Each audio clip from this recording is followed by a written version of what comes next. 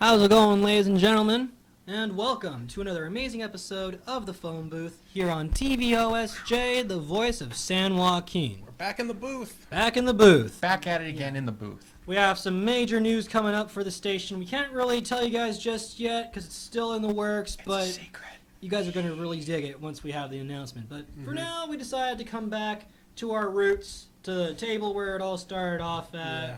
And we'll be doing that every Saturday. And Sunday, we'll go over to the table for no comment. My headphones.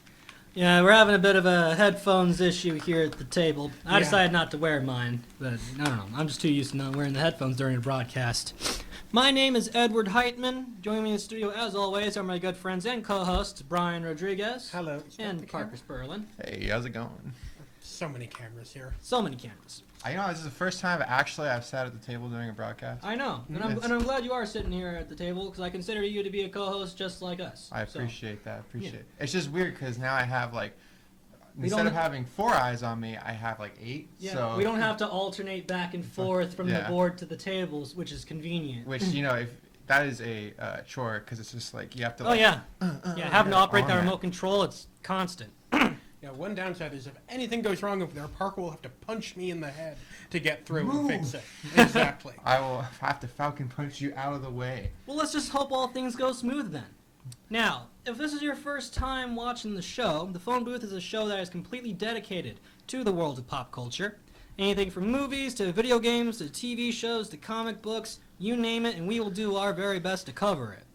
Now, we've reached episode 60, which is a pretty nice milestone. It's always nice to go up every 10 episodes and look back at everything. Mm-hmm. And today's episode is a very special one, because it seems that almost everything is on fire this week. Mm-hmm. Which Just is kind of ironic, given the main topic. Yeah, if you guys aren't aware, BlizzCon 2019 is going on right now. Why don't we tell them a little bit about that, Brian? Well, last year we actually covered BlizzCon 2018, which had the fabulous announcement of Diablo Immortal. Do you not have phone? Yeah, where the Immortal question was asked, is this an out-of-season April Fool's joke?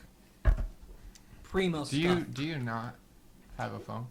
Yeah. And it's been a banner year for Blizzard in the meantime with, the entire Blitz Hong Kong protests where the U.S. government actually got involved to condemn Blizzard, their mealy-mouthed response where they still banned Blitzchung, but they banned him for less time. So, it's a lighter punishment for expressing, pro-democracy, freedom of speech. Yeah, in this BlizzCon we got 2 responses, but both of them basically boil down to non-apologies, and I suppose we'll get to that in a second. You know what? Let's actually open with that. Yes. You know what? Yeah, that's a fair point. So we have gotten 3 responses from Blizzard now. All 3 of them by their current president, J. Allen Brack.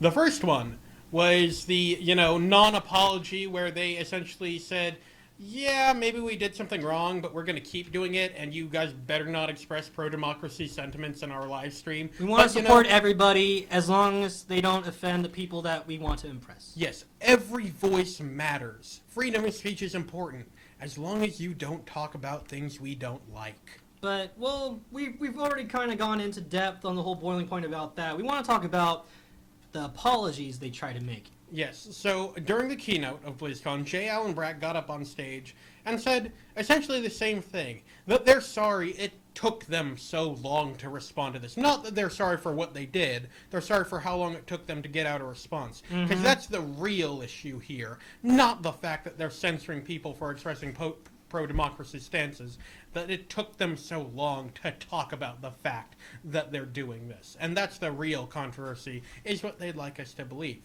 And you see, Blizzard tried to act like they understood that this response was a bad response. Mm-hmm. So then, after he did that, he gave an interview to GameSpot, where he essentially said, yeah, I stand by all of this. Also, I haven't read any of the responses to, either apology.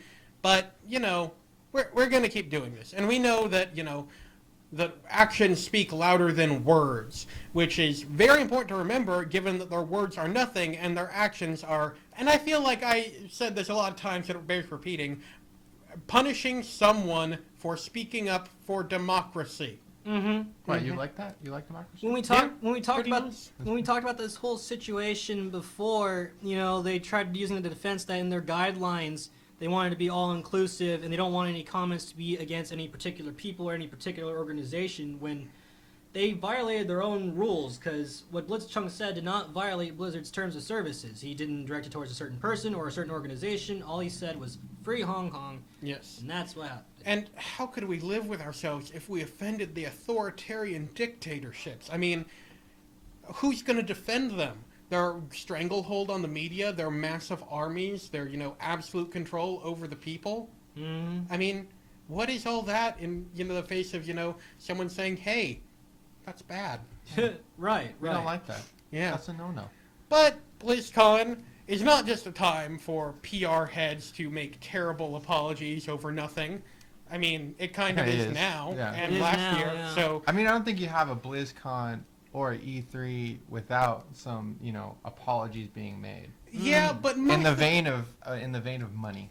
yeah, but most of the time they aren't about something this big. Most of the time it's Todd Howard getting out and making some cute jokes about how 16 times the detail. Yeah, I should mind you. 16 times the details. 16 times the The apologies and 16 times the not actually fixing anything. 4 It's like- times the screw-ups. A lot of those. A lot Mhm. of A lot those. of those. A lot of those. Todd Very Howard. abundant. Todd Howard, we appreciate you.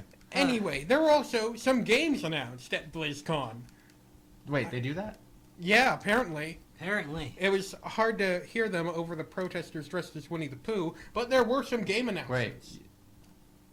I'm sorry. What? There, Oh. like that statement got wilder and wilder as like. Are you not words familiar went with on. the Winnie the Pooh situation going on? Unfortunately, not. Winnie the Pooh is banned in China because anti-government protesters have taken to comparing the Chinese president Xi Jinping to Winnie the Pooh. And So Winnie the because Pooh is that, now banned in China. South Park even made fun of it, and South Park got banned in China as well for that. Yeah. I would expect that. Yeah, that would be the first thing to get banned. But the first thing I would expect is South Park absolutely to get banned. But Winnie the Pooh. Anyway, welcome to the Phone Booth, your #1 show for talking about the authoritarian Chinese government that Yes. now sometimes talks about pop culture. I would Yes. like to point out, before we get into the whole games announcements over at BlizzCon, the protests out there had some pretty neat looking t-shirts. Yeah. Using Overwatch's May as the symbolism for the Hong Kong protests. They look pretty neat in my opinion. I don't know anything about Overwatch. I've actually been in this generation of gaming. I've actually never held a controller that was playing Overwatch in my life. Same Wow. thing with I Fortnite. admit I'm a bit unfamiliar. I haven't really played Overwatch as much. I've been in depth, looking at the details and whatnot, but I played Team Fortress 2 more All- than Overwatch. All I know, I don't even know anything about Overwatch. I just know that there's a gorilla, There's a gorilla. There is a gorilla. and He's that's a about smart gorilla. That's a A smart, very gorilla. smart gorilla. Mhm. That's Very all I know. angry gorilla. That's all I know, and that's really all I plan on knowing about that. Well, you're going to know more today, Parker, because we're talking about its sequel. Overwatch 2, the sequel. And if you're an audio-only listener, there were air quotes there.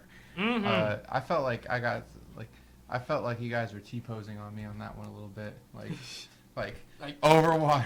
Overwatch. Like, please, no more Overwatch. Overwatch 2 will add a new PvE mode where people can go on 4-player missions or just co-op missions. Which is awesome. Well, I always love PvE modes. Yes, and that's it. All progress from Overwatch will carry over to Overwatch 2. Overwatch 1 will have crossplay with Overwatch 2, including one players being able to play as, choose new heroes, and on the new maps. And yeah, it's essentially the exact same game, except there's a PvE mode in it. It even plays the same as the other game. They're trying to make a big deal about, some of these characters got altered looks, but your entire business model is based off skins for characters. A new, updated look is not a selling point. You literally have them dressed in Christmas costumes right now. It's November. I've heard rumors that some of the characters will have actual physical model changes to the way they actually take up space, which will probably make the shooting game a bit different. Mm-hmm. I mean, it will. I don't know why I said probably if it happens. But this isn't a sequel. It is at best an expansion pack. But I can already feel the gamer rage coming out now. yeah, It's going to depend on the price point, because we don't have a price point. We don't have an announced release date for it yet. Probably within the next year, because Blizzard doesn't like to announce things too long before release. Well, actually, they do. They love to do that. I was thinking of Bethesda. You guys remember the good old days of gaming when, like, the heyday of, like, 2009, 2010, when the most we had to rage about was DLC, like, in-disc DLC. Oh, yeah. Like, locked Oh, yeah. DLC. Mm-hmm. That was the Yeah. good old days. I remember that. Excuse me, Father. Now, of course, there are some Overwatch players out there that might not be as interested about the game modes that got announced with Overwatch 2, though we have heard about some new characters possibly joining the rosters. I actually had not seen much about the new characters. We saw one in the big cinematic trailer for it, which is, I believe, Ava, which is this robot lady. Because Sounds about right. yeah, and I've seen pictures of another character, but I don't know their name. I don't know if they may even just be a skin for an existing character. Yeah, I heard it speculated that 2 new characters will be joining the roster for the new Overwatch, which, you know, if anybody out there plays, you know, people always look forward to a brand new character. No one's looking forward to the balancing that's going to be coming afterwards, though. Oh, the balance. It's also been announced that a new mode called Push will be introduced in Overwatch 2 and will be premiering in the Overwatch World League, or the Overwatch League. yeah, the Overwatch League, the big esports thing. It'll be premiering there before it appears in game. Right. Anyway, next announcement is the one that people have been waiting for a while now, especially this last year. Diablo 4. Do you not have phones? Do you remember how they had to tease Diablo 4 to try and do damage control for Immortal? Yeah, and how they were supposed to have a teaser trailer for Diablo 4, but decided to cut it at the last minute to focus more on Immortal. Yeah, Mm-hmm. I remember that. So Diablo 4, no release date. It will have a darker approach to the story, much more akin to the first 2 rather than the third, which had a lighter tone, which feels weird to say when you're, It's Diablo. yeah. And that's I mean, yeah. really it. They showed off some of the classes. You've got the Barbarian, the Sorceress, and the Druid. Is this coming to PC? I assume it has to be. I mean, it's It's Diablo. Blizzard, you know. Well, they've been actually. I know that it's funny enough. They released, I think, Diablo 3 on the Nintendo Switch. Mhm. Yep. There So- were also ports of Diablo 3 for like the PS4. PlayStation. Yeah. Oh yeah, I've got it on the Xbox Xbox. One. Mhm. Yeah. Yeah. So but it's gonna be? Are they gonna do like that, where it's exclusively PC for a while and Probably then not. jumps? I doubt it. I Seeing doubt as this is kind of follows after damage control from Immortal, they're probably going to want to put it on multiple Everything. ports. We're just putting it on everything. We're gonna put it on the phone. We're gonna put it on PS4, Xbox One, Nike cameras. Everything. At this point in time, everything is damage control. Yeah, at this point, there's no announced release date, which means it'll probably be releasing not on current gen hardware, but on the Scarlet and the PS5, What's the Scarlet? the new Xbox. Yeah, the upcoming project, Xbox Scarlet. It was teased for a while in E3. So you went 361. Now we're going to a name. I Yeah. mean, the 360's code name was Durango. It's probably going to get an actual name. Yeah.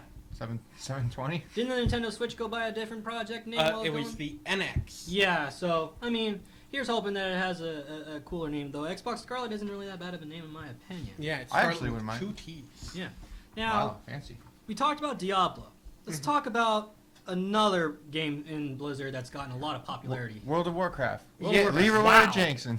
Wow. Wow. That's better than LOL. LOL, yeah. League Wow. of Legends. We got WoW. We got WoW, LOLs. Yeah. it's The great. next World of Warcraft expansion has been announced. World of Warcraft Shadowlands. Wait, so okay. So like they don't release new games, they just release expansions, right? Yeah. For WoW, Warcraft, yeah. And then they just cancel games for StarCraft. God, you know what the craziest thing is? Like we've lived through like 10 or 15 years of just good solid WoW. Yeah. You know? I remember in high school when I was playing Mr. Pandera and I got to run around as a panda. You know? Yeah, I think people would dispute calling things like Mr. Pandera good and solid for WoW. I don't mean solid as in like great. I mean just like it's consistently there. Yeah, Yeah. there's been content and it's Yeah. not too much to complain about. The Kung Fu Panda expansion was somewhat contentious, I remember. I remember it being fun just because it was a panda. So we got a cinematic trailer for it, and I'm going to admit, I had no idea what was going on because I don't try to follow WoW's lore because I got confused when the aliens showed up. And then there was the werewolf plague, and then there was the time travel. So essentially this seems to take place in I think it's an alternate dimension where a bunch of dead people have gone. There's the Lich King holding a flaming hammer, which was weird. There was someone called Sylvanas, who I've been told was very important in the last expansion. Something about burning down a tree. All I know is Leroy Jenkins. Yeah. I'm familiar with classic World of Warcraft only because of the Corrupted Blood incident that I Corrupted had to Blood. do research on. Yeah, I'll be releasing, I believe, September of next year, and we'll have 2 major gameplay alterations. I mean, there will be a bunch of smaller ones, but the 2 major ones are there will be a roguelike-inspired randomized dungeon, which is pretty cool, and the level cap will not be increased, but it reduced from 130 to 60. Did someone say Brink? No. No. Oh. So what will happen is from levels 1 to 10, you will only have access to vanilla WoW content. It'll have all the gameplay changes. It's not going to be like you have to play WoW Classic. But after 10, between 10 and 50, you'll have to go through all the other expansions and whatnot to get to 50. And when you hit 50, you can access Shadowlands, which is what you do to get from 50 to 60. Now, it's a little unclear. I've heard that the effort from getting from 50 to 60 will be the same as getting from 60 to 130 in past expansions. I'm not sure how accurate that is, because that seems like a lot for just 10 levels. The equivalency of gaining 70 endgame levels in just 10 is It kind sounds of a little odd. So It does sound odd. it doesn't seem. So my question, because I didn't grow up on WoW, I grew up on Me StarCraft. neither. Yeah. Okay, I grew up on StarCraft. Okay. Where's my StarCraft? Nowhere. In fact, according to people at BlizzCon, StarCraft has sort of been relegated to the dead games on life support section. There was going to be a StarCraft first-person shooter, but it was canceled in order to focus more on Overwatch 2. Let me get this straight. Yep. StarCraft, which is infamously known as an iconic, good game, solid. It essentially And- created the scene of esports in Korea, which Yeah. eventually led to our worst version in America. Yes. Yeah. And so the one thing that I don't know, I took like a lot of people took seriously from Blizzard. That wasn't trying to just want money from you. It actually had good solid gameplay and a pretty good story. Got relegated to the back. Yeah, it's basically a vegetable now. Because they couldn't figure out a way to make more money from it. It's not about money. Remember, this is the 2010s. Profit margins everywhere. Let me just. We're 2 months from the 2020s. Can we? You had to remind me. November 29th. You know what's also, speaking of which, a little sidebar. You know what's also is November 2019?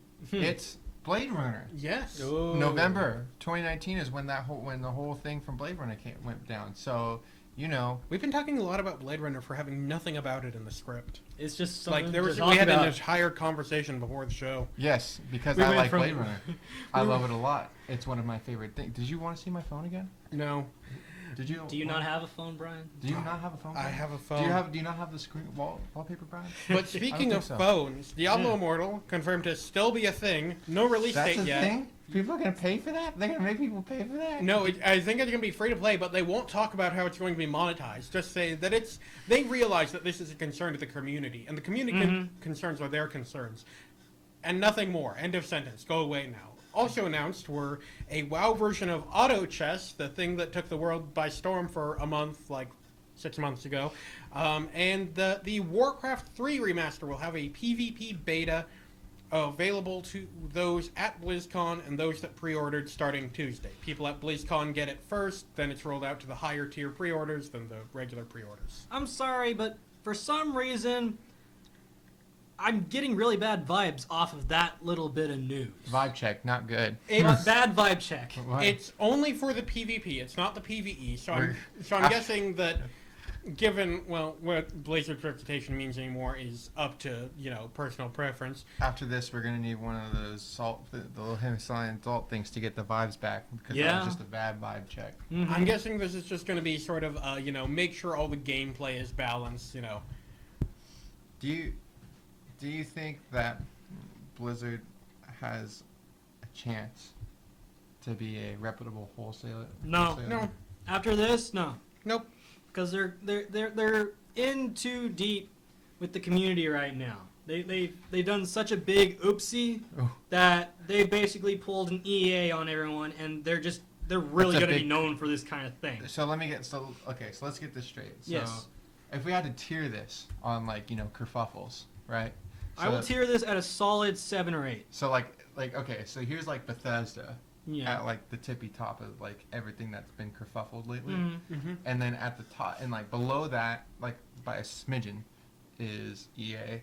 This is a tiny bit because we haven't heard that much from them in a while. EA has been kind of silent, except for Anthem, I think. Yeah, we But actually have some- and also Yeah. the way that they treat their employees there. Right. But that isn't, comparatively speaking, that's not new to anything in the game business. They treat all of their employees kind of bad, actually Yeah. really bad, especially on crunch time. Oh yeah. And then right below that is I would say right above that. It's kind of hard to rate Blizzard's oopsie to somebody like Bethesda because their whoopsies are on two completely different scales. Whoopsie doozies. Yeah, Bethesda made a bad game. Blizzard made an international controversy. Right. Yeah, but that's the news that we have at the moment for BlizzCon. It's still going on. I'm still Yeah. checking the news every so often to see if something new pops up. But without further ado, let's kind of go into our other topics that we have. Now, this is one that has a lot of people very frustrated regarding two particular people who are known for a not so good ending to a much beloved TV series. See, this news makes me very happy. Happy on the inside, not just the outside like most of the time. Ah. David Benioff and D.B. Weiss, the showrunners for Game of Thrones who absolutely botched the last few seasons, are off of Star Wars. Yes. Yes. The duo are no longer working on their Star Wars trilogy, supposedly so they can focus on their Netflix deal. Now, that's the official response. According to The Hollywood Reporter, their exit is actually because of a ton of friction between the both of them and Disney. Now, Disney wasn't too happy about these two splitting their time between Star Wars and all their other Netflix projects. Now, D.B. Weiss and David Benioff, coming off of the absolute and most of the time deserved flack for the end of Game of Thrones, did not want to go into a much, much angrier fandom like Star Wars. Yeah. Yeah. We as Star Wars fans are just kind of tired. Oh, well, there's We're also exhausted. the, bullying people off We of kinda social for- media. We kind of forget that with the Star Wars fan base, there are layers to Yeah. it. And when you get to the bottom layers, you get to the real bad stuff. You Mhm. get, at least with Game of Thrones, I don't believe we ever bullied any of the actresses off of social media, which Star Wars has now done to two. The I'm fandom sorry. menace strikes again. Yeah. But Let's just be clear, all right? George Lucas made it oopsies.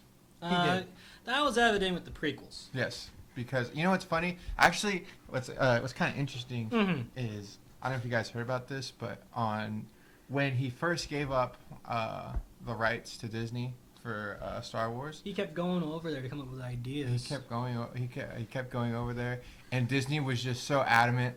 No, Yeah. Yeah. no. They let him in the room because they couldn't afford the PR flack for turning away Yeah, George Lucas. But they were like, "Oh, you're here. We didn't exactly buy you as a package deal." We appreciate Yeah. your feedback, but we kind of And- want and to do our George own Luc- thing. And George Lucas feels so hurt from it. Uh-huh. He said that Disney made him give up science fiction, which some of the fan Good. base uses as a defense to Good. be against the new trilogy. Yeah. He I think it's ridiculous because we look at the prequels and what happened when George Lucas was just Full no reign. holds barred. Yeah. Yeah, they gave him full control over it, and really, George Lucas is a good ideas man. Yeah, Not that's Mhm. great. When he's writing stories, no. Yeah. When he's like, hey, you know what sounds cool? And when he has someone to filter him, like he did on episode 5 and episode 6 and, Yeah. and episode 4, and when the writer said, no. Yes, I mean, there's even some moments of compromise, like we got Ewoks instead of Luke and Leia having sex. That Yeah. was that was That was an idea George Lucas had, and that was vetoed in return for Ewoks. He's Ewoks like- don't seem so bad now, do they? No. Yeah. The alternative is way more now. scary. Yes. I find it interesting because there has been some speculation I've been hearing. I don't know if it's true or not, but that David Benioff and D.B. Weiss were kind of rushing Game of Thrones into this deal. It's never been confirmed, but it's sort of a well-known thing that they were just rushing the end of Game of Thrones. Like HBO offered, hey, you can have more than these, 6 or 8 episodes for the final season, and they said, nope, we're just getting this done with. And that's got Game of Thrones fans furious because a lot of people are saying that if this is true, then these guys rushed the ending of Game of Thrones for no apparent reason. Pretty much. Another fun fact is I've never watched an episode of Game of Thrones. Me neither. At this point, don't. It's not worth it. Too much. I'd rather cover the Arrowverse. I feel like, okay, again, I can't talk too much about it because I haven't seen it all that much. However, this just seems, it just seems like really, how to put it, like a lot of gratuitous, like just a lot of things come on. It's a bit much. Yeah, it's a little too much. It gets. Yeah, there's a lot of that in the early seasons. It calms down a bit in the middle of the show. Because I think what happens is, like, when you're on HBO, because it's an HBO show, you feel like you get the reign to kind of unlimited access. Yeah, you're just like, oh, we can do this. Let's do this, because guess what? We can't do this on regular TV. And you know what? Yeah, okay, that's fine. But The Wire was doing that 10 years before. And so, like, the whole thing with HBO, like, oh, yeah, you get all the... It got old real fast. That stuff gets old real fast, and I don't feel like there's a lot of a lot of stability and like a lot of good, a good foundation for the show. Besides like people going against each other in war and sex and I don't think there's a lot of like substance there. It's just kind of like let's see like who's getting together this week kind of thing, and it's like No, speaking of Game of Thrones, we actually have some news about that too. Segue. Now, let's give a little background here. When Game of Thrones ended, it was announced that there were 5 prequels in the works, which was very quickly pared down to 4. Wasn't there even supposed to be like a movie in the works or something? I don't think there was ever a movie. Okay. Can we get a 0?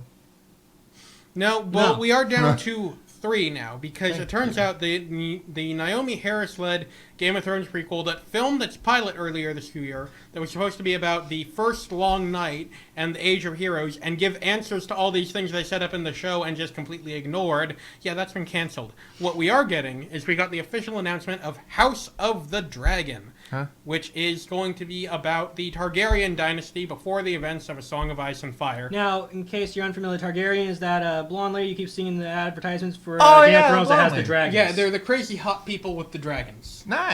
That's what this new prequel is going to cover. Yes, I'm sorry. I mean crazy, hot people with dragons. Wait, why is a comma needed? I mean, you need to denote the crazy there because of all the incest and inbreeding. Yeah, how are they hot? HBO, dude. Excellent question. That is an excellent question. But anyway. Let's not get into that. Let's get into this prequel being canceled. Now, do we have a reason as to why this has been canceled? No reason was given. It's kind of surprising given it's the only one that actually had any filming done for it. And apparently the early reactions to it were fairly positive from what I've heard, but they just seem to cancel it for no given reason as far as I can tell, unless one has come out recently and I just missed it.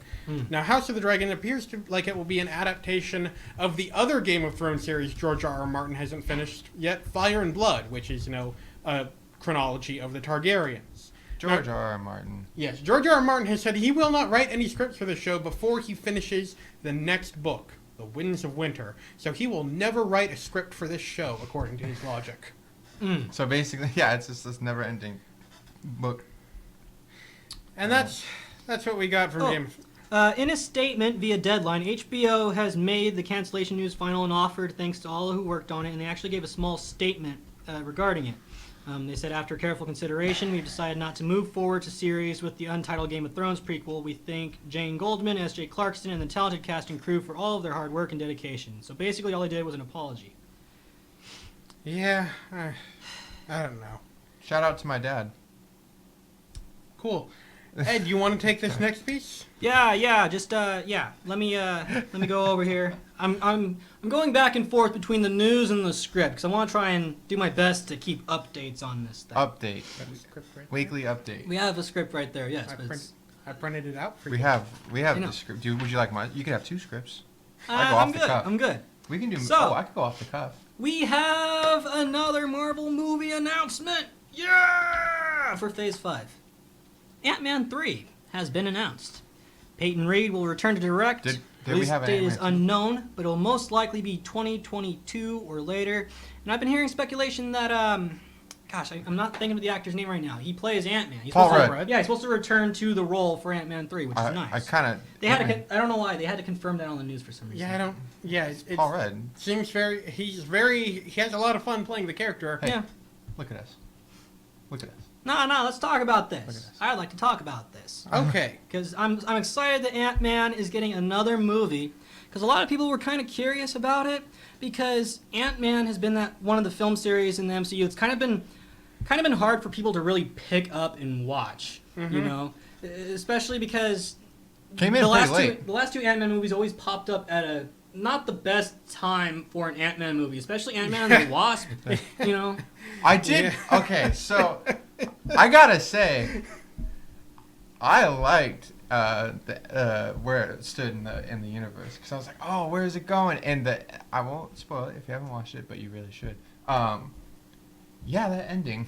Yeah, the it's- tail end. Yeah, the first Ant-Man came immediately after Age of Ultron and was sort of in this weird limbo state where it was supposed to be the official last film of Phase 2, which why? Which is is that weird one? because Yeah. it existed in this phase, but it also had to be done in a way that didn't really alter or affect the timeline. It was literally just there to be there. Yeah. You know. And then Ant-Man and the Wasp popped up, and that one also felt like another movie that was just kind of just popped in there and couldn't really affect any of the timeline. Though Ant-Man and the Wasp does contain a crucial piece to Endgame, so if you haven't seen it yet, I would recommend it if you're interested in getting the full grasp of Endgame.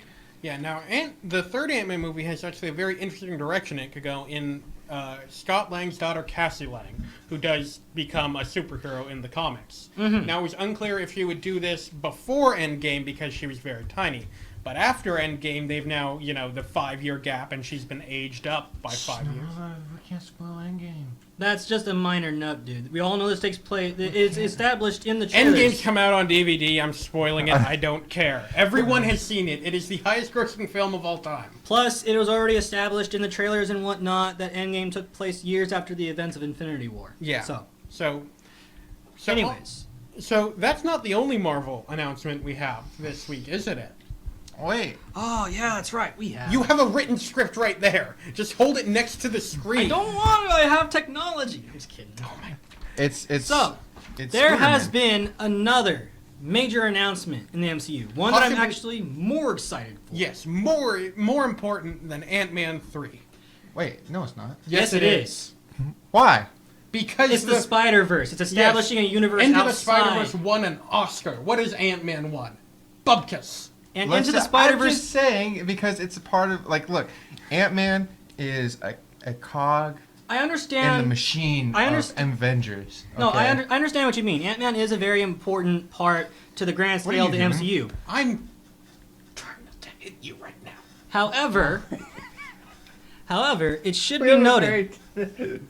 These guys are best friends off screen. Let me just tell you guys, they're just the best of buds. Ed, keep talking. Don't get distracted. Now, while Ant-Man in itself, I'd like to agree, is a cog in the greater machine of the MCU. The Spider-Verse is a movie that kind of really fleshes out Sony's planned Spider-Verse, because Sony is planning on having its own cinematic universe revolving around Spider-Man, the Spider-Verse, and all the characters that are linked to it. And the sequel, Into the Spider-Verse 2, has been announced, and it'll be releasing April 8th, 2022. All we really got off of it was a small announcement Wait. video. 2022? Yeah, it Yes. takes a while to make animated movies, especially ones of this caliber. Yeah, I will this one- knock you out of that chair if I have to. Mellow out. Everyone take a chill pill here. Ouch. Okay. Though the animation, I will admit, does take a while because they use cell shading and they have to have it in a certain style that's reminiscent of comic books. It's more difficult to Well, handle. that just makes me wonder how long they were working on the original one then. I Oh. believe the first little bit of footage for it came out in 2015. Wow. Oh, yeah. And it came out eventually in at the end of 2018. So this yeah, is it took actually a a lot while. faster. This will actually come out a lot faster than the last one, but we don't know how long the second one has actually been in development. Yeah, that's assuming development just started, which I believe they actually said they started development immediately after the release of. That is the true. Spider-Verse. I remember that. So that's at least three and a half years. Now, with this announcement, all we got was like a brief little video kind of teasing its announcement, its release date, and people were already trying to dissect this video and kind of figuring out who could pop up, who else in the Spider-Verse will make an appearance. And I'm excited for this one because there's a huge speculation that Japanese Spider-Man will be making an appearance in Into the Spider-Verse 2. Now, if you're unfamiliar with Japanese Spider-Man, he is the culmination of a deal made between Toei and Marvel, where Toei would be able to use any of Marvel's property, and Marvel would be able to use Toei's property. And Toei decided to take the iconic character of Spider-Man and take it as far away from the source material as possible. Now he is a guy who has a changing suit and a giant Megazord named Leopardon. Also, doesn't he kill people with guns at one point? I believe so. He's basically a Power Ranger, but he's Spider-Man. Yes. Imagine if Spider-Man was made by someone who had no idea who Spider-Man was. I mean, I'd be down for that. I've seen enough Spider-Man knockoffs to be down for it. I've watched Turkish Spider-Man. We watched the bulk. We've watched The Incredible Hulk. It ain't Barney the Purple Dinosaur. No. But I'm just excited. I hope that actually is one of the characters that gets announced because Leopardon was shown in the first Into the Spider-Verse as a drawing on Miles Morales' board. So it was already teased. And the creators said they would be willing to introduce it if it reached $200 million in the box office. I think it was just shy $10 million. Yeah. You know, And but- of course, I doubt that's the actual metric for, it didn't make that last 10 million, we're not going to have this character in this film. Yeah, it was just kind of like a promise to me. It's like, well, if it hits this much money, we'll consider it. Yeah. You know, but it seems like it might be a very solid consideration, and I hope it's true. Okay. Anyways, So, let's get on to it. We've run out of crisis casting news, but we cannot go a week without talking about the Arrowverse. Though last week, I'll admit, I was self-inflicted. I'm tired of the Arrowverse. So, Well, at least you weren't here for a good portion of Crisis Control, Parker. No, Yeah. I know. there is another show in development. This one will be based around Superman and Lois Lane from Supergirl. Lois and Clark! And it will be planned for next season. So next season we'll potentially have the Green Arrow, the new Green Arrow show, Flash, Supergirl, Legends of Tomorrow, Batwoman, Superman and Lois Lane, Black Lightning. Batwoman. I already had Batwoman. Oh, right. That is... And I feel like I'm missing one. I feel like I'm forgetting one. But still, even if I'm not forgetting one, that's 7 shows. They're going to have one every night. I can't do this. I can't do this anymore. You know the CW is just making bank right now. They are, and it's made them cocky. They don't know control. They're like the DCEU, announcing 20 movies and getting like 3 of them out. No, they're worse. What are The Dark Universe. Yeah, I said it. Well, no, okay. They have the the Dark Dark Universe did not announce as many movies as the DCEU But did. but they were just as bold and brash as when they first started. They didn't even release a movie, and they were like, "Guess what? We're gonna make a whole series out of monster movies from the 30s. You remember all those ones? Remember Yeah, those we're black gonna and do- white movies that your grandpa enjoyed? We're redoing it, and you're gonna love it. Yeah, both of their attempts to start this have failed. People forget that Dracula Untold from 2014. Oh that my was God, supposed I to be- forgot about that. That one. was a part of the Dark Universe. It was supposed to be, and then they edited all reference to it out after studio execs saw the final cut and went, "Oh my God." This is bad. Yeah. So then they decided, hey, The Mummy will be the start. And I guess technically it still is. Because Did there's they an even- Invisible Woman movie in the works. Did they even see the source material? Did they?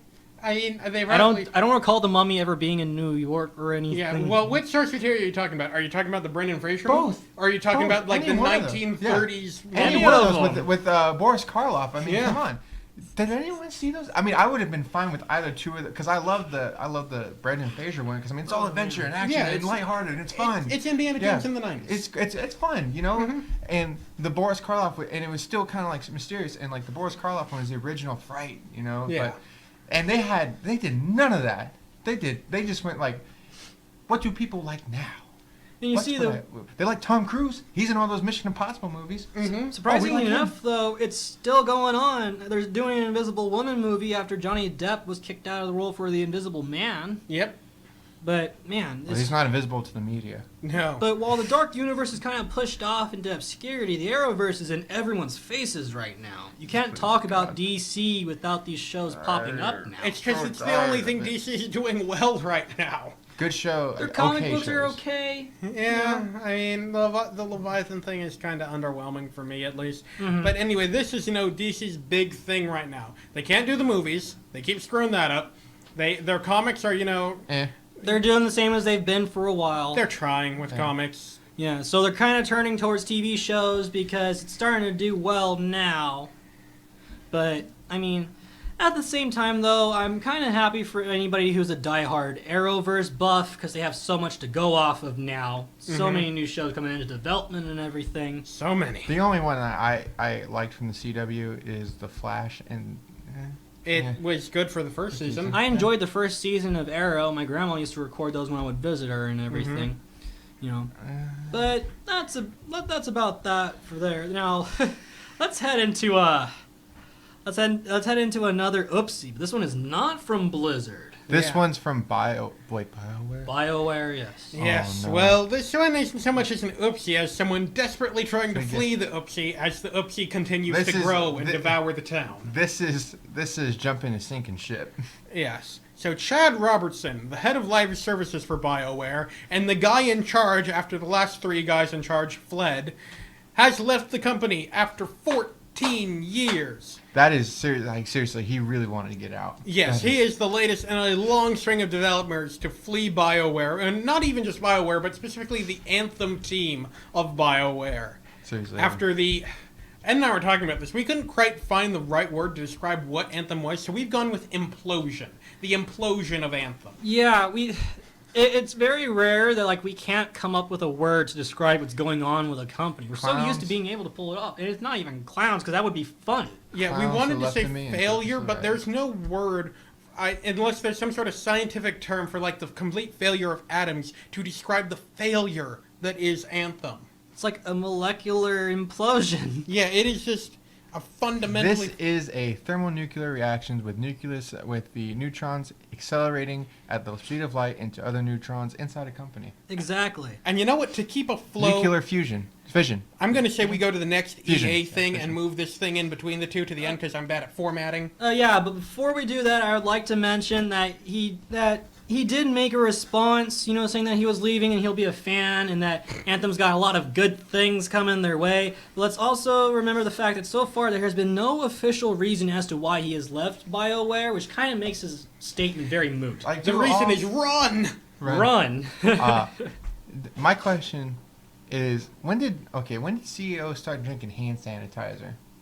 Because some brain cells have been lost in the last couple of years in executive decisions for games. Well, cocaine's gotten harder to hide in your office. Yeah. Hand Anyways. sanitizer. We have hand sanitizer right there. That doesn't mean anything. Yeah. No, it doesn't. Doesn't. It's totally, full. 100%. Anyways, It's full. segue. It's full. Segue. So, during an earnings call, EA announced that there will not be a new Battlefield title, Battlefield, so not the Star Wars one, until 2021 at the latest. And that's late 2021 because of how earnings years are, because they don't match up with the rate. I don't Oh know. no, we won't get another Battlefield game. Yes. Now, we can look at this Hey, too. you know what? Battlefield 1 wasn't as bad, but Battlefield 1 was pretty good. Battlefield 5, however, was an unmitigated failure on EA's part. Now, we can see this 2 ways. We can either see this as them having some faith in the future of Battlefield 5, allowing to give it more time instead of rushing out a sequel to try to sweep it under the rug,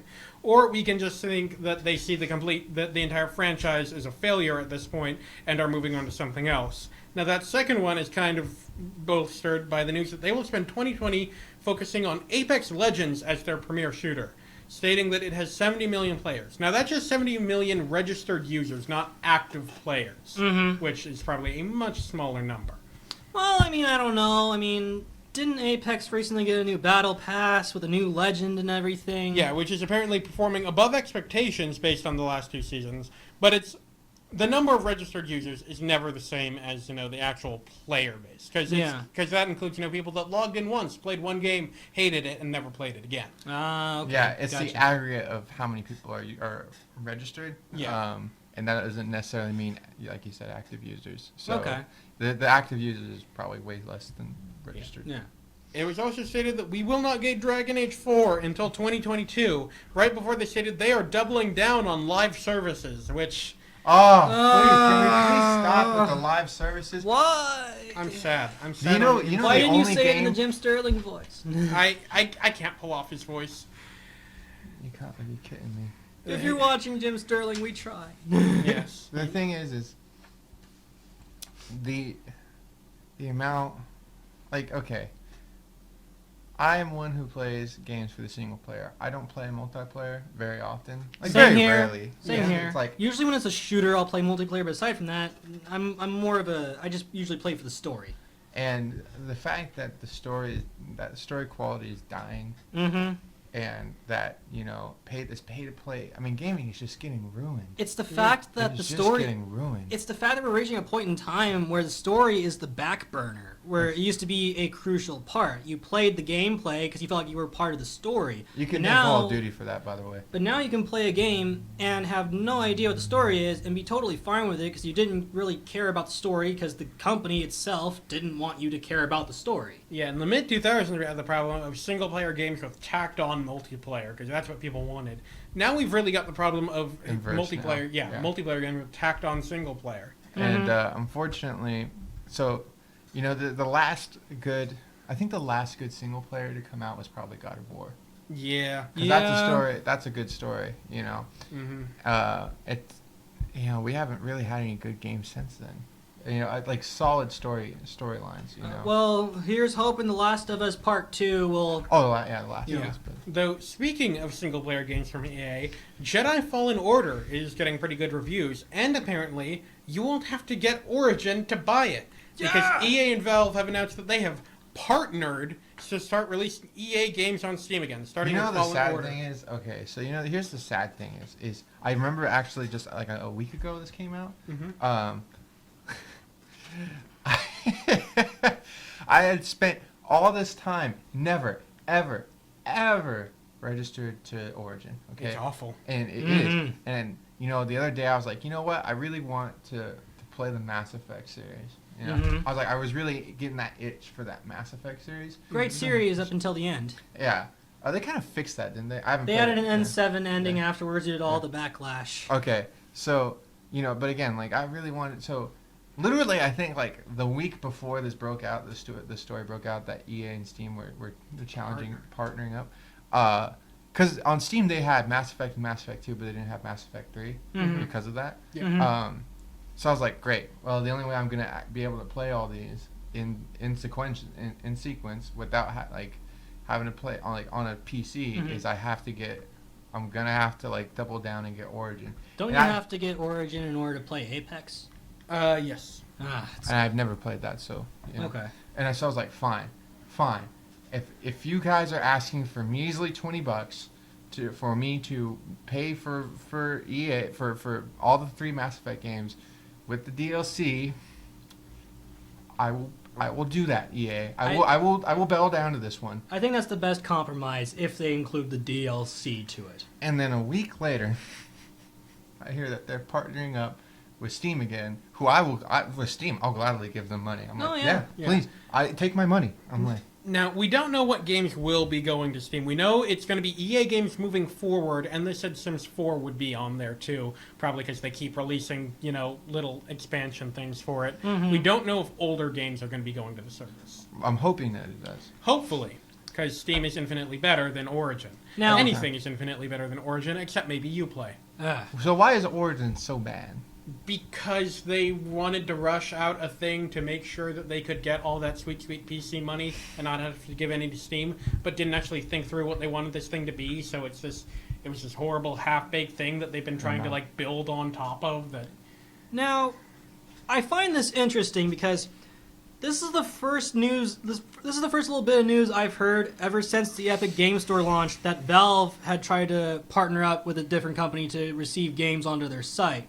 because we've heard of Epic getting a lot of exclusive games onto their site. Gears of War but not 5. really anything from Valve. But now we're hearing about this partnership with EA. You know, Again, partnership. They're releasing games on Steam again. I don't know It's why not really we're a partnership. Yeah, that's literally what pretty much every other PC dev. Well, now that Epic's out, not every other PC dev, but most other PC devs used to do.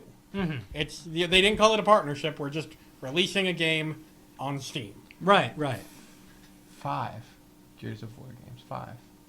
That's not even including Judgment. That's not I even haven't played 6. I haven't played Gears of War. I used to be really heavy into Gears of War when I was a kid, and you know what? I played all 3 of the Gears of War games, and you know what?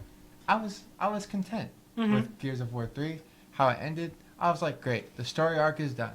We are good. The war has been fun. The war has been won. We don't have to go anywhere near this. Oh, Gears of War 4. Wait, Same thing they did with Halo, basically. I will defend Halo because I grew up on it. We all have that thing we'll defend. I mean, if you look at the pattern of it, it almost. But Halo 5 was really bad. I'm just saying it was really bad. First 3 games in the series were released as a trilogy with Amazing. a definitive end. Then there was a prequel released right after it, and then there was a few years, and then they started up a new series that is initially marketed as a trilogy, but eventually they dropped that so they don't have to actually end it after the 3rd game. Wow, that is actually almost dead on for both of them. Wow. Yeah. Wow. Man. It's almost like this is a marketing strategy. Yeah. Speaking of marketing and Segue. We're doing good at most today. and false marketing at that, because it's our favorite punching bag, Fallout 76. Go for the low blow. That's what we're going for. We go Yes. for the low blows. So this week in the Wastelands. So, an Australian court has ruled that Fallout 76, well, more specifically ZeniMax, the owners of Bethesda and thus Fallout 76, misled and lied to Australian customers about refunds. Now, Bethesda has the policy where once you've downloaded the game, you cannot claim a refund. That violates Australian consumer protection laws, because they actually have some pretty good ones there. And it has been ruled that anyone who was told, yeah, you can't get a refund within a certain time frame, which is essentially November of last year to the end of July this year, it seems, in Australia, can get a refund.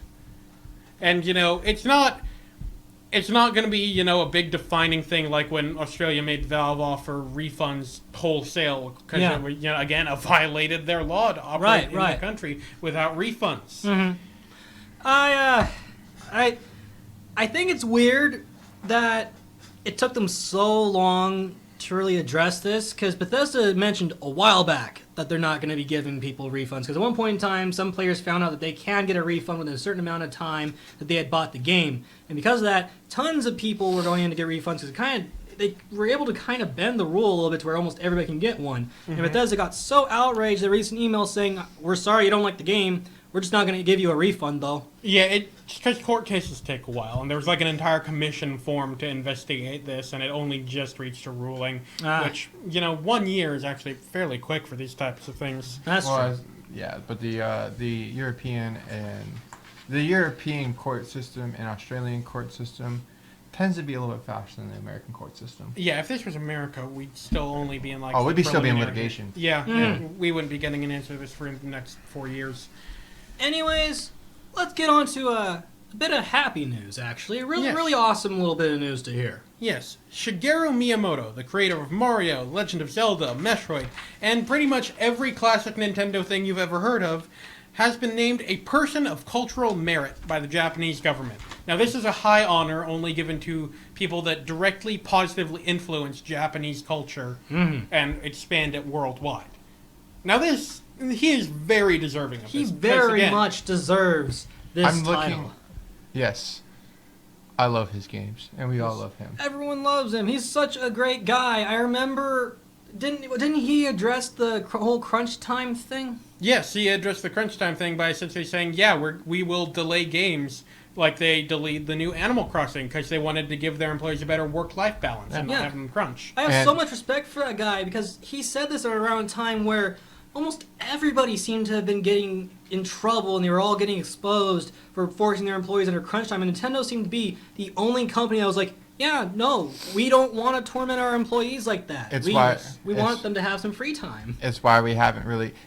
It's why we haven't gotten a Metroid Prime 4. Yeah, it's- because they were like, this didn't seem like they had it, and they're like, it's not what we wanted, and so they scrapped it, and they said, we'll do a better job. Yeah, he actually said an important quote when it came to crunch time. I forget what it was. Yes, a delayed game is eventually good. A rushed game is forever bad. Yeah. It should also be noted that when the Wii U was failing at Nintendo, he and a bunch of other executives, including the late Satoru Iwata, voluntarily took pay cuts so they wouldn't have to lay off any of their employees. Such a great person. Yeah. And Yes. his games have had a cultural impact worldwide. Mm-hmm. Everyone knows Mario. Because they're not after the money. Yeah. Yeah. They want to make quality content. Even if they're unfamiliar with Metroid or they're unfamiliar with The Legend of Zelda, everybody knows Mario. Even if they don't know his name, they recognize the plumber in the red shirt and the overalls. Yeah, Shigeru Miyamoto and his creations have not only expanded Japanese culture across the world, they have pretty much helped maintain video games as an art form. After the crash of '83, it was Nintendo that really brought video games back and allowed things like the Xbox and the PlayStation. Is Shigeru Miyamoto, while maybe not directly, he did help, and his creations helped maintain video games as a form of entertainment. Oh, yeah. And that's I mean, amazing. without Nintendo, we probably wouldn't have the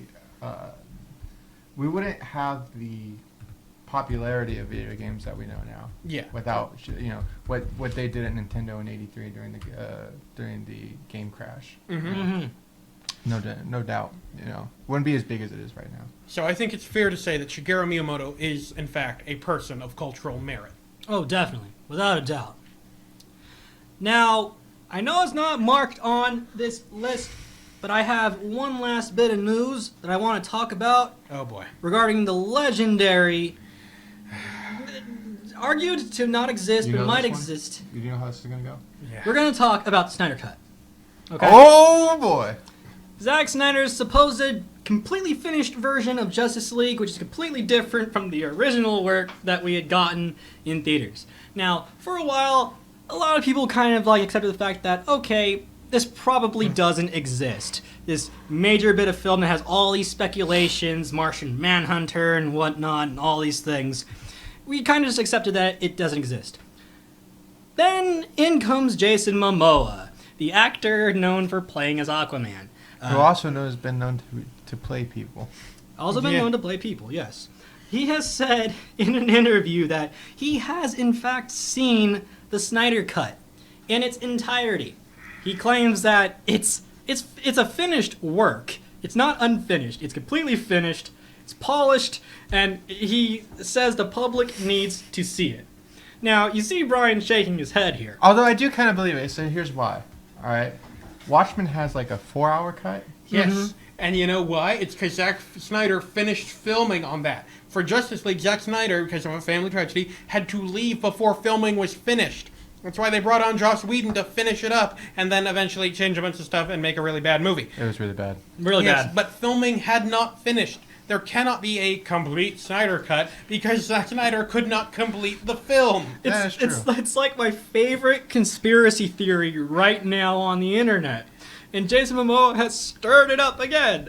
People were finally going to stop talking about it, and in comes Aquaman saying that it is finished, it is polished, it is way better than the version that we got to see, and the public needs to see it even though Warner Brothers doesn't seem to want to show us this Snyder Cut. Now, earlier this week, Junkie XL, who did the music for Deadpool, Wonder Woman, so many movies now, he was originally hired to compose the score for Justice League. He was eventually fired and replaced with Danny Elfman when Zack Snyder left. He said that he completed all the tracks for Justice League, and that I believe, because music for movies typically gets done long before Yeah, filming. it usually gets wrapped up beforehand because the music's kind of important to to have. inform the tone of, Yeah. And you see, that I believe. Jason Momoa's thing, I think, is just him messing with us because he saw an opportunity after the Junkie XL thing to try to mess with fans. Because Jason Momoa likes to mess with people. Oh, me and him would probably get along very swimmingly. You probably would. He could probably bench press you, which is apparently a thing with you and Zack Snyder. Zack Snyder needs to be able to bench press me if he wants to impress me. That's what it really comes He has down to to. bench press you. Like, all right, your movies are all right, but can you bench press me? And he's like, yeah, no problem, dude. Yeah, I don't get this particular aspect of Parker's insanity, but I accept Did it. you ever get any of my insanities? No, Yeah, sit there we down. go. Sit Have a down. chill pill, bro. Think of the Snyder Cut. Bench pressing. Bench pressing, Turkish Airlines, the whole 9 yards. Maybe I just have a crush on Zack Snyder. Did you ever think about that? Now, of course, this interview, it's very easy to put this up as speculation. I mean, this is on MTV. This isn't like the Hollywood Reporter or anything. I don't want to take away any credit from MTV because sometimes they do have genuine good sources, but it's not really your mainstream source for groundbreaking news, especially when it comes to something as well speculated as the Snyder Cut. I'm sorry. Before I just want to switch it up real quick because we're going to be talking about movies that are coming out real quick. Yeah. Transition. So one of the things that I just don't see on here is The Fanatic. Did that come out this weekend? No, It that came came out. out a while back. It We did? talked about Yeah. movies that come out within the week. The Fanatic's already been out for a while. Yeah, we actually did talk about it a few weeks ago, I Yeah, think. we talked how- about it. We gave the. You know how much money it made in the box office? -$4? No, it made $15,000. And what was the budget? If it has Probably- John Travolta, because it's Probably a few million. because I'm John Travolta's on it. I'm gonna have to look that up. The It was Fanatic's box directed. office. I didn't know this. I think it was written by Fred Durst. The guy Yeah, from Limp Bizkit. the guy from Limp Bizkit. That is true. Yes. unsurprising to me. Oh yeah, it's got a 3.9 As- on IMDb, 18% on Rotten Tomatoes. Its Come box on. office score actually is $3,153, so it's actually less than you predicted, Parker. Which one did it say? It earned Oh, 3,153. Made $3,000 in the box office. That is a third the budget of the first Paranormal Activity. It could not have paid for the first Paranormal Activity. How much did they make it on? I'm still trying to find the budget here. I'm going on to IMDb off of it, but it is ridiculous. This is important to cover, by the way, because you covered it then, but to really know how bad this thing was and how the sales just they reflect that. Okay. 3,000. Well, you guys look that up and lose your minds. I'm going to start with releasing this week. And the first one up is the one everyone's been waiting for. Terminator Dark Fate. Dun, dun, dun, dun. Dun, dun, dun, dun, dun. Yeah, we all remember Terminator.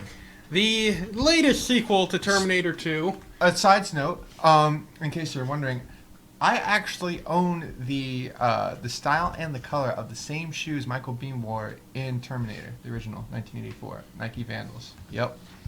Okay, Linda Side Hamilton note. returns as an older Sarah Connor who must protect a girl being hunted by a new breed of Terminator. Now- Spoiler alert: she's a cyborg. We all knew this going in, by the way. It was in the trailers. Yeah, that's Yeah. that's the Grace, the protector of the new girl. The Yeah. new girl is implied to be like a new version of Sarah Connor. Mhm. But I don't know. I haven't actually read that much into the film because I wanna go into it surprise. Now the Rotten Tomatoes score from critics is 69%, which isn't great. Audience score is 84%, which is That's gonna be expected. The audience is usually higher than the critic score because critics are jaded sometimes. yes, critics are jaded. Now the second because it all started with Siskel and Ebert, Yeah, Siskel. Roger Ebert. Yeah, Siskel and Ebert. Yeah, I was just making sure I didn't say because I do this where I'll say the first name and as if it was two different people. Like I'll say Roger and Ebert, and they're like, no, it's Siskel and Ebert. That's what happens. My brain is weird. But yeah, I mean it started with them. But anyways, yeah, like Terminator. Not looking forward to this one actually. Really? Yeah, not really. Because I'm a huge. I spent a lot of my summers when I was 9 and 10 watching 80s movies over and over again, like RoboCop and Terminator. So I hold these movies very sacred to me, and the fact that I just feel like, the problem with today, I think, and this doesn't just go with Terminator. It's not just a Terminator problem. This is a problem with Hollywood in general, which is just remaking and rehashing the same old things. You know why 80s movies were like sci-fi 80s movies were good? Because they were original and new. You had Alien, you had in Aliens, you had Terminator. By the way, both James Cameron movies. You had Predator, you had RoboCop, all new sci-fi ideas. Well, new to the screen. But what are we doing now? RoboCop again, 2014. Aliens again.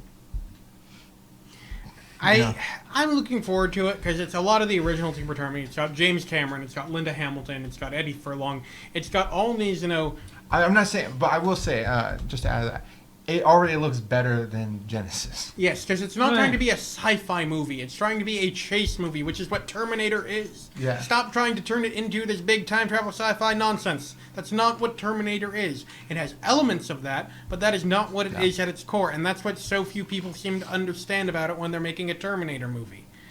Anyway, to get away from this rant about Terminator, Ed, you have something? Yes, I do. But I do want to talk about the Fanatic because I was looking it up. I cannot seem to find the budget that was used for the Fanatic.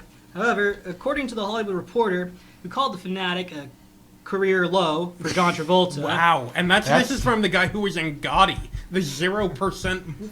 The film made just $60 per theater in a handful of theaters. The Fanatic grossed $10 or less over the weekend, while the highest gross was $736 at the Arena Cine Lounge in Hollywood.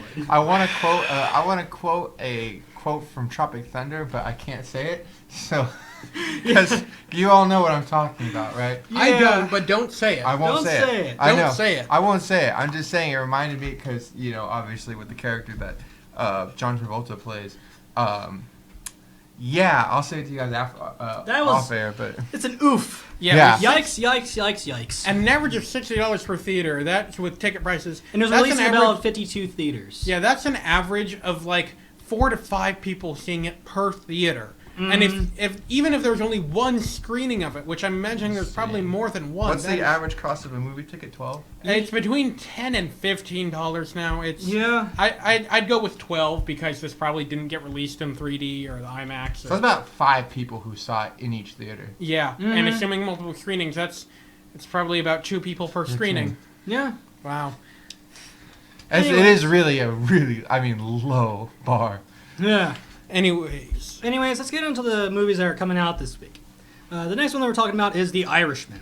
Ah, yes, the Scorsese. Martin Scorsese's latest film is a biographical drama following Frank Sheeran, a former mobster, reliving the memories of his past with the Bufalino crime family. yes, that is the name of it. I double checked. Its RT score with the critics is 97%, and the audience score is 100% out of 7 reviews. Yeah, I felt the need to note that because the critic score is 97% out of 124 critics reviewing. There are only 7 audience reviews, so I felt that yeah, it's 100%, but maybe we should, Yeah, the population size of this isn't a very good. Yeah, typically with scores like this, it's 200 critics reviewed it and 2,000 audience members reviewed it. This one, I felt the need to. But point even out. with 125 critics reviewing it at 97%, Yeah, that's still really good. Yeah, Oh, yeah. it has it's Robert De Niro as Frank Sheeran, and they actually de-age him for parts of the movie, which I, honest to God, never thought de-aging would become an actual thing in cinema. It'll always They're be a actually thing.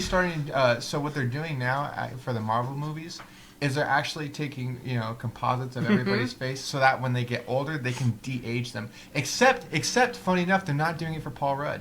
Because he doesn't Doesn't age. He doesn't age.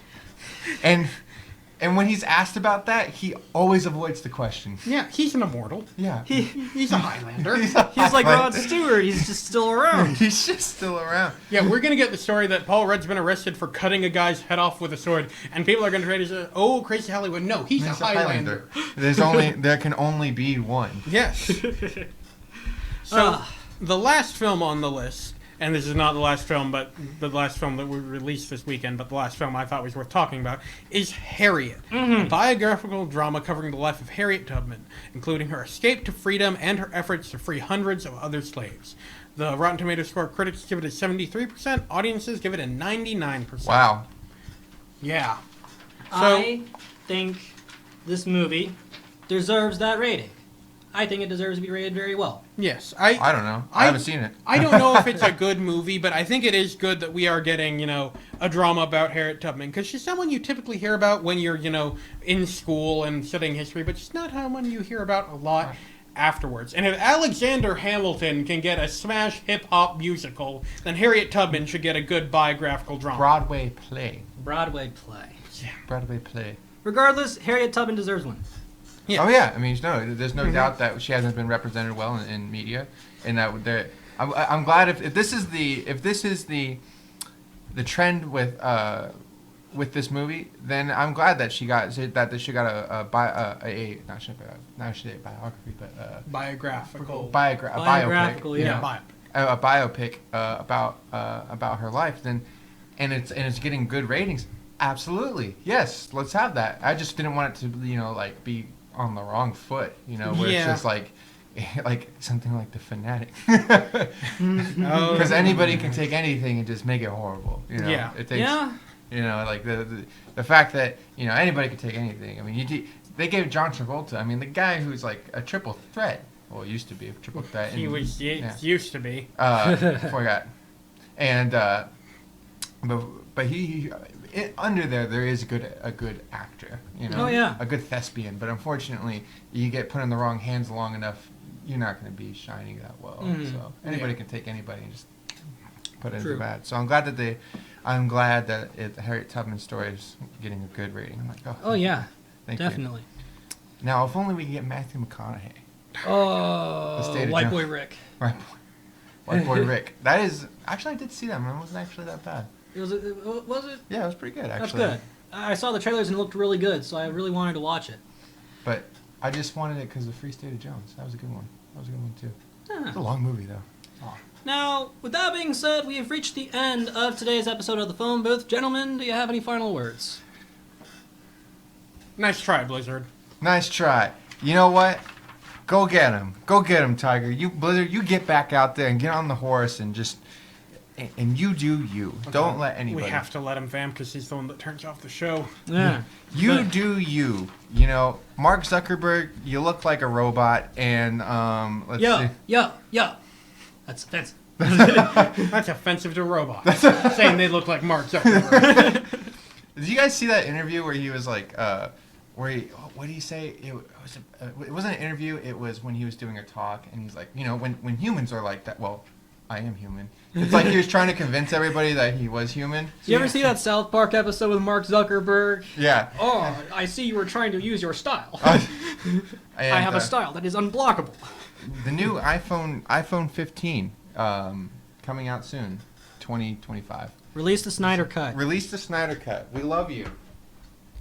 Come on, Zack Snyder. If you release the Snyder Cut, I will watch another Turkish Airlines commercial. I'm not joking. And I have grievances with you over this. He does. I still don't fully understand them, but he does. Zack Snyder, do you want to make a movie? Would you like to make a movie, bro? We'll make a